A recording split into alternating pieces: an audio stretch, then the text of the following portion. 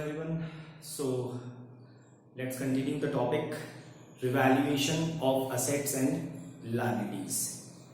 हम लोगों ने लास्ट क्लास में पढ़ा था कि असेट लायबिलिटी की वैल्यू रिवैल्यू की जाती है at the time of reconstitution of firm. Reconstitution का मतलब एडमिशन, रिटायरमेंट और change in profit sharing ratio among the existing partners. तीनों ही केस में रिवैल्यूएशन किया जाता है ताकि रिवैल्यूएशन करके उस दिन जिस दिन रेशियो बदल रहा है किसी भी रीजन से, उस समय जो रिवैल्यूएशन पर प्रॉफिट लॉस होगा वो पार्टनर्स आपस में डिस्ट्रीब्यूट कर लें ताकि फ्यूचर का डिस्प्यूट खत्म हो जाए। ओके, इतना हम लोगों ने प्रीवियस क्लास में पढ़ लिया था।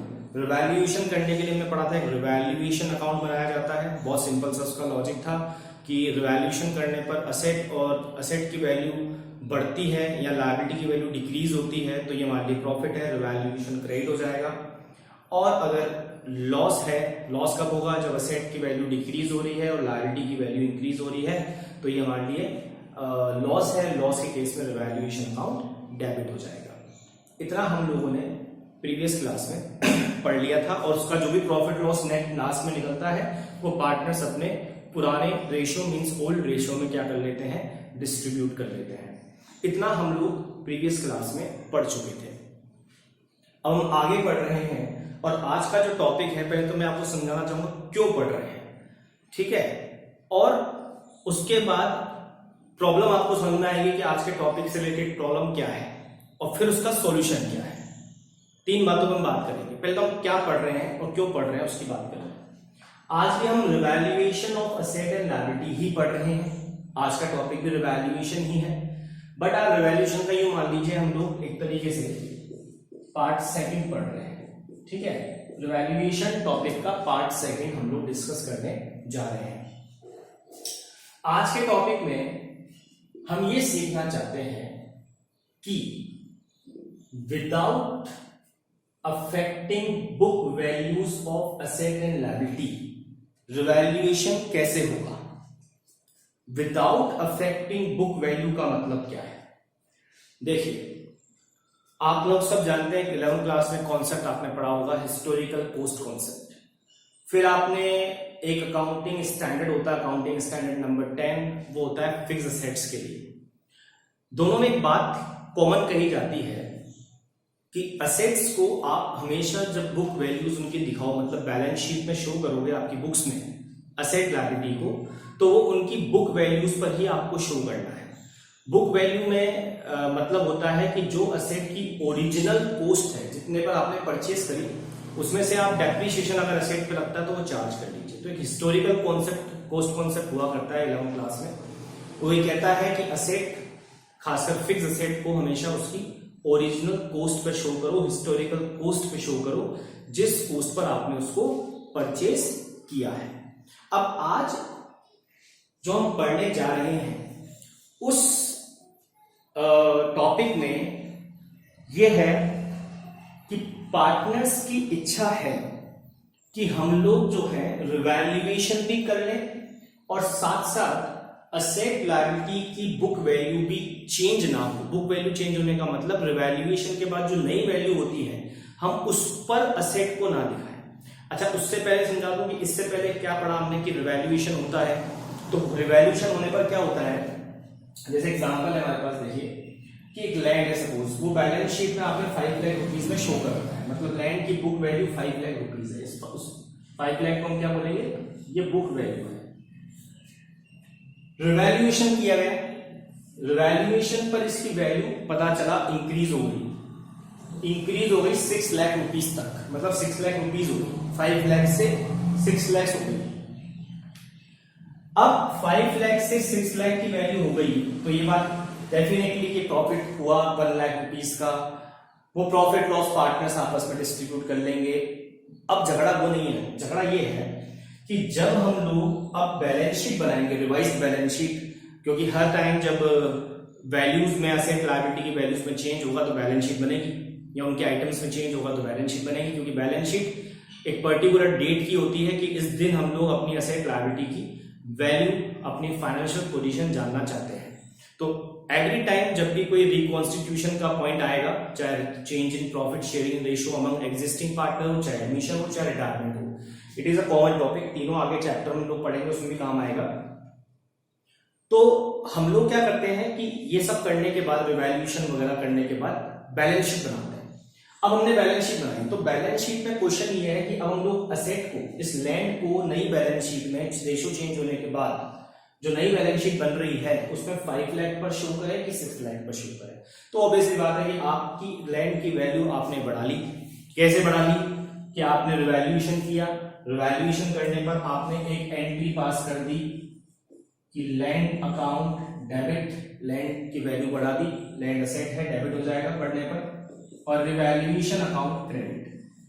ये करने की वजह से, बिकॉज ऑफ दिस, आपने 1 लाख रुपीज वैल्यू बढ़ा दी और आपने कह दिया कि रिवैल्यूएशन पे प्रॉफिट हुआ। बिकॉज ऑफ दिस एंट्री, अब आप लोग बैलेंस शीट में इस लैंड को कितने रुपए पर शो करोगे? ये रहा इसका answer. Now the land will be shown at ₹6 lakhs in balance sheet. अब हम लोग बैलेंस शीट में लैंड को 6 लाख रुपए पर, 6 lakhs पर दिखाएंगे, बिकॉज इसकी वैल्यू रिवाइज हो गई, चेंज हो गई। यहां तक की बात समझ में आती है? अब ऐसा सारी एसेट्स लायबिलिटीज के लिए होगा कि जिन जिन की वैल्यूज चेंज हो रही हैं आफ्टर रिवैल्यूएशन, अब उन्हें नई वैल्यू पर ही नई बैलेंस शीट में दिखाया जाएगा। और ये नई balance sheet just after reconstitution, मतलब जब भी चीजें हुई होगी, ये बैलेंस शीट बनेगी। अब हमारा आज का टॉपिक क्या है? ये तो हम लोग को करना होगा तब जब हम लोग सिंपली बात कर रहे हैं कि हाँ रिवैल्यूएशन करेंगे, प्रॉफिट लॉस बांटेंगे, अब ठीक है वैल्यू असेट लायबिलिटी की चेंज होगी तो बैलेंस शीट में भी हम लोग रिवाइज्ड वैल्यू दिखाएंगे, ठीक है। लेकिन मैंने कहा हिस्टोरिकल पोस्ट कॉन्सेप्ट कहता है कि नहीं, आप असेट को उसकी ओरिजिनल पोस्ट पे दिखाओ।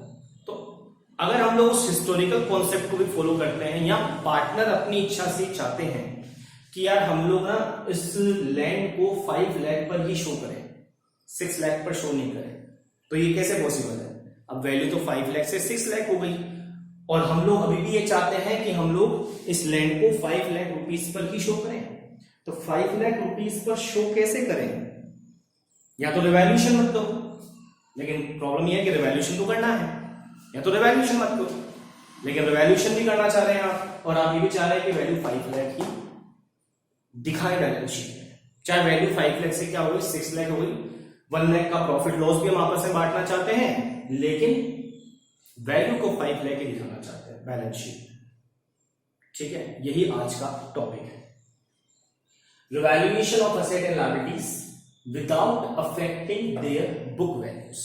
Without affecting their book values मतलब कि हम लोग असेट को उनकी ओरिजिनल जो वैल्यू है, बुक वैल्यू है, जो पहले से हम दिखा रहे थे रेशियो चेंज होने से पहले, रेशियो चेंज होने के बाद भी, रिवैल्यूएशन होने के बाद भी हम उसी को उस कीमत पर ही दिखाना चाहते हैं। अब मैंने आपको समझाया कि यहां बात किसकी कर रहे हैं, विदाउट अफेक्टिंग देयर। देयर का मतलब असेट है, लायबिलिटी की बात कर रहे हैं हम यहां पर।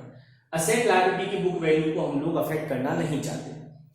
इसका मैंने मतलब समझाया कि एक्चुअली होता क्या है कि आफ्टर रिवैल्यूएशन होने के बाद असेट और लायबिलिटी को हम लोग शो करते हैं रिवाइज्ड वैल्यू पर, रिवैल्यूड प्राइस पर हम लोग बैलेंस शीट में शो करते हैं। बैलेंस शीट में हम लोग रिवाइज्ड या रिवैल्यूड प्राइस पर शो करते हैं किसे, असेट एंड लायबिलिटीज को आफ्टर रिवैल्यूएशन। ये हमने बात अभी आपको बताई।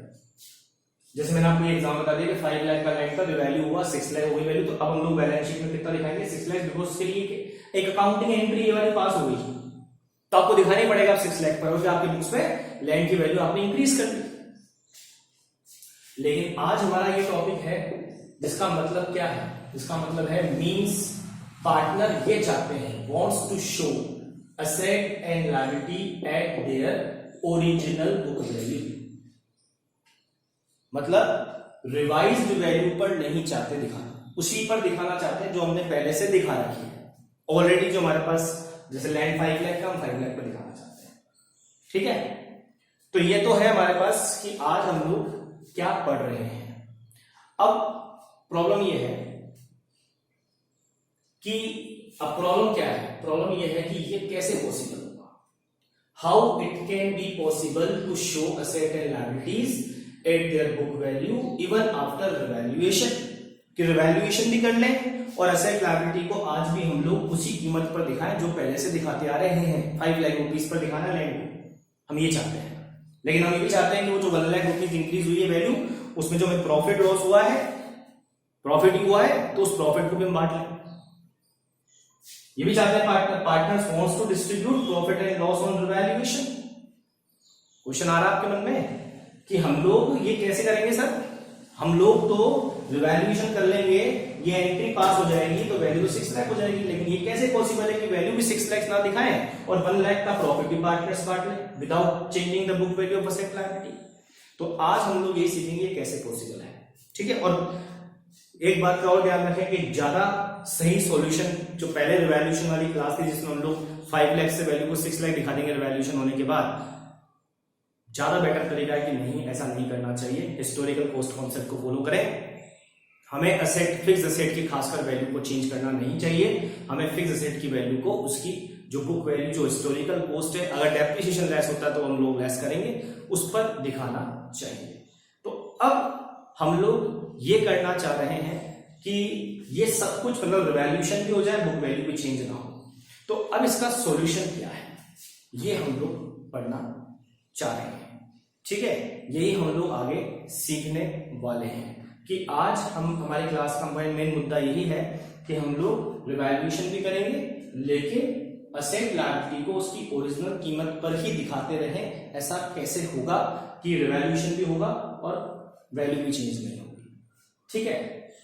तो देखिए इसका जो सॉल्यूशन है, उस सॉल्यूशन की बात अब आपको समझाते हैं ये कैसे पॉसिबल होगा, ठीक है। तो देखिए आपको सॉल्यूशन दिखाते हैं इसका।